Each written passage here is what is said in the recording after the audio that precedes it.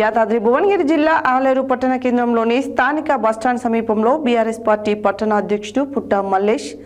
మండల అధ్యక్షుడు గంగుల శ్రీనివాస్ ఆధ్వర్యంలో ధర్నా నిర్వహించి ముఖ్యమంత్రి రేవంత్ రెడ్డి ఫ్లెక్సీ బొమ్మను దగ్ధం చేశారు. ఈ సందర్భంగా వారు మాట్లాడారు. యాదాద్రి భువనగిరి జిల్లా ఆలేరు పట్టణ కేంద్రంలోని స్థానిక బస్టాండ్ సమీపంలో బీఆర్ఎస్ పార్టీ పట్టణ అధ్యక్షుడు పుట్ట మల్లేష్, మండల అధ్యక్షుడు గంగుల శ్రీనివాస్ ఆధ్వర్యంలో ధర్నా నిర్వహించి ముఖ్యమంత్రి రేవంత్ రెడ్డి ఫ్లెక్సీ బొమ్మను దగ్ధం చేశారు.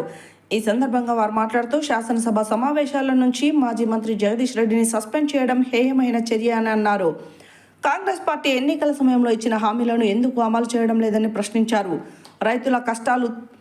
తెలుసుకోకుండా పంటలకు నీళ్లు సక్రమంగా ఇవ్వడం లేదని ప్రశ్నించినందుకు సస్పెండ్ చేయడం సిగ్గుచేటన్నారు. సస్పెన్షన్ ఎత్తివేయకపోతే బీఆర్ఎస్ ఆధ్వర్యంలో ఆందోళనను ఉధృతం చేస్తామని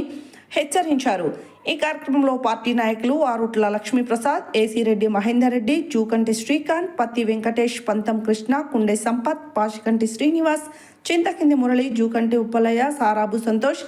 దయ్యాల సంపత్, జల్లి నరసింహులు, బింగి రవి, ఎండి ఫయోజ్, బేజాడి మధు,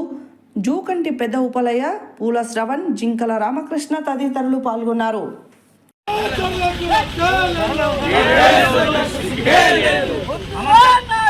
కాంగ్రెస్ పాలన కాంగ్రెస్ పాలన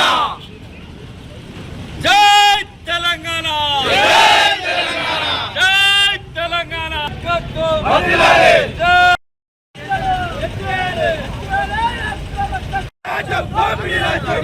రాజ్యం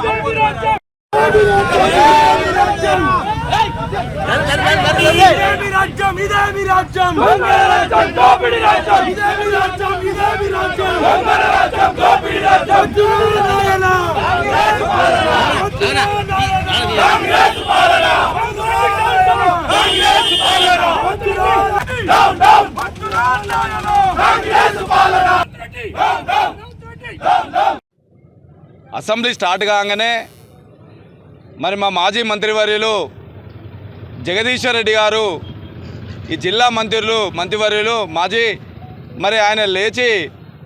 మరి ప్రభుత్వం చేస్తున్నటువంటి అరాచకాలు, ప్రభుత్వం ఇచ్చినటువంటి హామీలను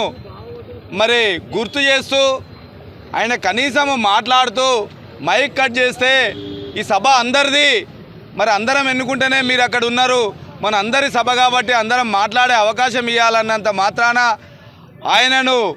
కావాలని మరి ఆయన అన్న మాటను కూడా ప్లే చేయకుండా ఆయన స్పీకర్ను మరి అసభ్యకంగా మాట్లాడినని చెప్పి సస్పెండ్ చేస్తూ మరి బయటికి పంపించడం జరిగింది. మరి ఆ బయటికి పంపించి మరి అసెంబ్లీలో చెప్పినా మరి ప్రతిపక్ష పార్టీగా మరి నిరసన తెలియజేసినా కూడా ఇప్పటి వరకు కూడా ఈ కాంగ్రెసు మరి గుండాలు, కాంగ్రెసు అరాచక పాలన చేస్తున్నటువంటి రేవంత్ రెడ్డి మరి వారి బృందము మరి వారిని సస్పెండ్ ఎత్తివేయకుండా అసెంబ్లీలో ప్రతిపక్షం లేకుండా నడిపిస్తున్నారు, సిగ్గు లేకుండా. మరి అది కాలేజ్ గొంతు నొక్కి సస్పెండ్ చేస్తున్నారని చెప్పేసి మేము దీన్ని తీవ్రంగా ఖండిస్తున్నాం. ఈరోజు ఆ సస్పెండ్ ఎత్తివేయాలని ఈరోజు మరి బడ్జెట్ అసెంబ్లీ సమావేశాల సందర్భంగా మాజీ మంత్రివర్యులు ప్రస్తుత శాసనసభ్యులు గుంతకుంట్ల జగదీశ్వర్ రెడ్డి గారు మన అసెంబ్లీలో మాట్లాడుతుండగా కాంగ్రెస్ నాయకులు పదే పదే అడ్డు తగులుతూ కాంగ్రెస్ నాయకులను, ఎమ్మెల్యేలను, మంత్రులను వారించకుండా వారి ప్రసంగానికి అడ్డుపడతా ఉంటే వారు ఏమన్నారంటే ప్రజలు అందరినీ మనను శాసనసభ్యులను ఎన్నుకొని సభకు పంపించి ప్రజా సమస్యలు పరిష్కరించడానికి సమస్యలు మాట్లాడుతూ ఉంటే అడ్డు తగులుతూ ఉన్నారు, వాళ్ళని నివారించకుండా నా నోరు నొక్కుతూ ఉన్నారని స్పీకర్ గారిని అందరూ ఎన్నుకుంటే మీరు అక్కడ కూర్చున్నారన్న మాట అన్నారు తప్ప వారి స్పీకర్ గారిని